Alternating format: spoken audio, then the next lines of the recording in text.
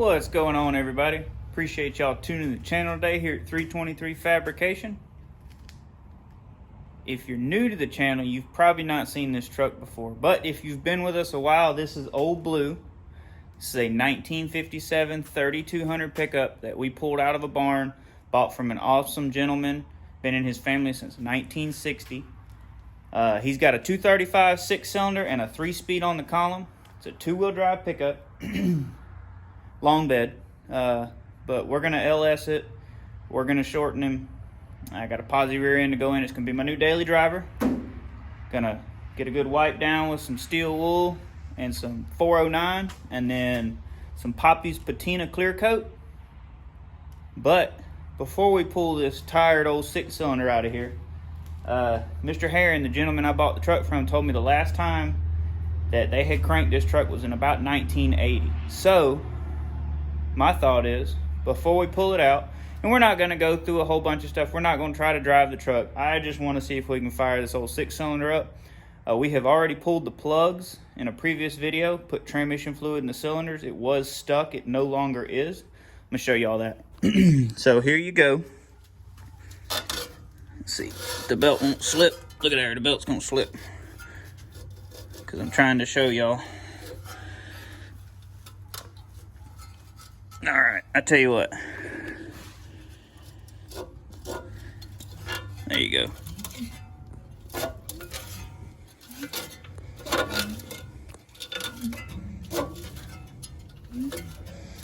Well, belt's almost had it. But point is, motor's turning. I'm assuming y'all could hear the compression. I do have the plugs that came out of it, so I'm gonna clean them with a little carb cleaner and a wire brush. And then we're gonna see what it does. You know, there's no brakes on the truck, there's no wheels on, there's no tires on the truck, there is wheels. These are the wheels we're gonna run. This is the truck. This is an awesome old pickup. Here, y'all see how dark blue it is over there? That's what happens when you clean it with a little bit of quadruple alt steel wool and some 409 bathroom cleaner. But there's new rear end for the truck. That's a late model Colorado 6-lug Chevrolet rear end, so I can still run my 6-lug slots. It's got a 373 gear and a posi, according to the data plate on the inside of the glove box for the truck it come out of. Here is our latest find. Crusty 6.2 LS needs one of the starter bolts repaired. That one over there is a 6.2. The whole ears broke off, but we'll fix both of those. One of them's going in this pickup. That is the plan. I got a 4L80E. I'm gonna go ahead and do that. I was gonna put a 60 in it because I got a good 60, but I think a 4L80E is gonna be the way to go, because I will pull with this truck a little bit, and it's gonna get a lot of abuse being the fact that it'll be a daily driver. But anyway, hope y'all looking forward to it. Let's see if we can get this thing fired up. Carb cleaner, wire brushed all the tips. Now we're gonna hose the ends of them down. Well, probably should move the can away from it.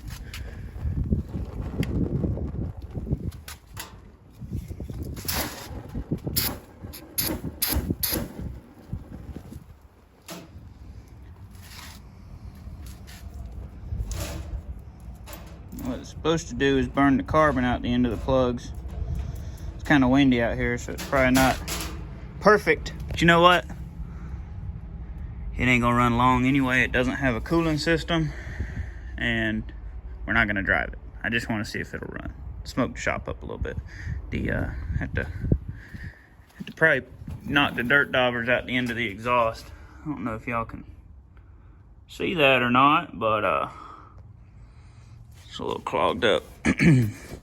What's cool though is the bed used to be blue, even though somebody did this hot rod paint job. I actually traded a truck cab for this bed with a little bit of cash.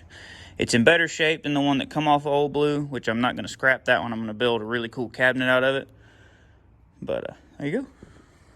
Let's see if we can get these plugs back in. Put some anti-seize on the plugs. Run them back in with my fingers. Excuse me. They're a 13/16 socket. These are the old style big plugs. And then I put all the wires back on. As you can see, I numbered the wires when we removed them. I learned a lesson a while back. you know, small block Chevrolet's LS motor, well, LS is coil on plug, but like small block Chevrolets, big block Chevrolets are a whole lot easier. Stuff like this I'm not familiar with. I try to make note of now, like the Buick that's outside.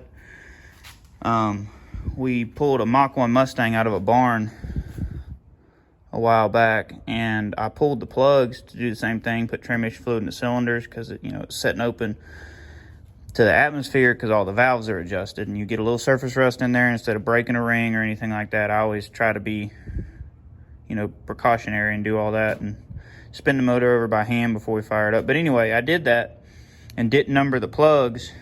These are pretty much fall where they go, but with that small block in that Mach 1 Mustang, they did not. So y'all go check that video out. We had a time with that, figuring the timing out on it, because there's 2 or 4 different firing orders for small block Fords. But anyway, generator wire's not hooked up, it's broke.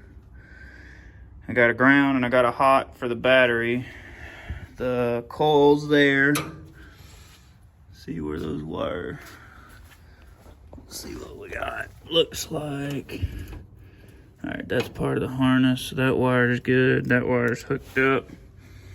Some wires over there that are frayed, but they're hooked up. So I'm gonna get the air cleaner pulled off of it, see what the carb looks like. Probably just squirt, you know, gas down in there with a water bottle, just enough to fire it up.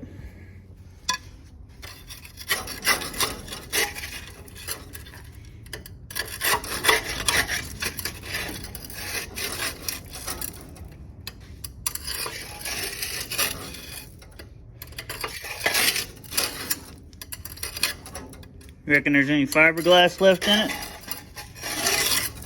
Probably not, huh?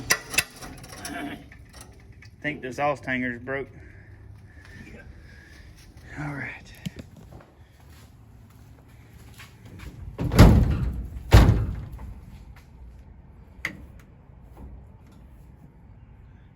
That it?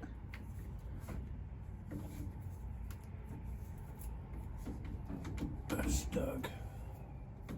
It should pull to you. Right. But that's all the way up. That's neutral. That's down. So I'd say that's neutral. Alrighty. The key should be in the ignition. Alright, I'm gonna throw this hot cable on. Okay. Just real quick, see if anything starts smoking. Because I don't know how the yeah.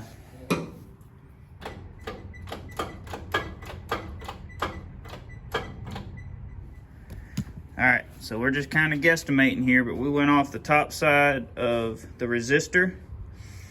That other green wire, the distributor's tied to the coil's tied into a green wire down there that runs up, runs across over here to the resistor. So we come off the top side of the resistor. Dad's got it. I'm gonna go mash the starter button. He's gonna touch that and see what it does. So my thoughts are, if that's the correct wire, that should make everything hot when it's got power. Might not be right though. Don't know.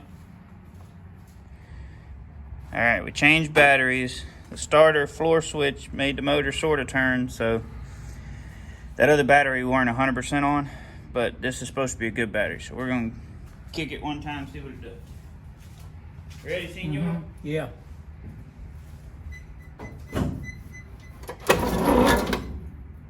That was it.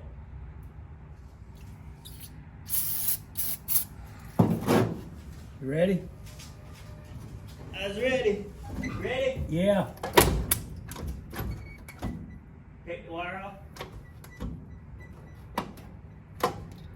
Alright, wiggle the cables.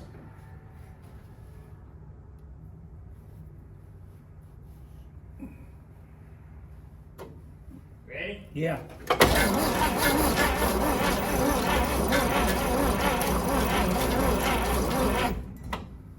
It ain't real happy. Battery acts like it's low, don't it? Yeah. Alright. And it charged till it got a green light. Yeah. You think we should put the charger on it while we try it? Yeah, it evaporates.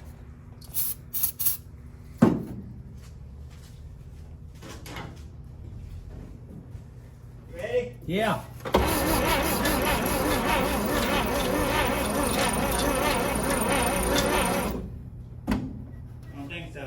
No. Pulled the cluster out to get the ignition switch up here where I could work on it. And then I wouldn't be a very good car thief because it took me 30 minutes to be able to turn the key with the screwdriver, but I knocked the tumbler out of it, turned the switch, hooked the wiring back the way it was originally. Dad pulled a plug wire and used a screwdriver, and we're still not getting fire. We cleaned the points. So we're just kind of lost now. I really don't want to rewire the truck just to see if this motor will run. So we might not see this motor run. I don't know yet. Well, we tried. I had power at the starter and that was it. No power nowhere else. No power at the key. And I'll be honest with y'all, I'm just kind of tired of messing with it. I want to get it out, keep working on the truck, start cleaning stuff up. And so we're going to go ahead and pull the motor out. I'm going to pull the core support off and then keep unhooking things. You know, the truck's going to get a whole new harness, all that mess. So basically, everything's coming off the truck except the truck. But we went ahead and pulled the hood. That way we could get in here and work easier. And before the other motor goes in, I will clean up the firewall and these inner fenders. I'm gonna clear coat the firewall. I'm not sure about the inner fenders yet. I don't know if we'll paint them or just leave them be. But I think the firewall will turn that pretty blue again if we clean it up. And then if we clear coat it, it'll stay that way. But just pulling stuff loose. Get this 6-cylinder out of here.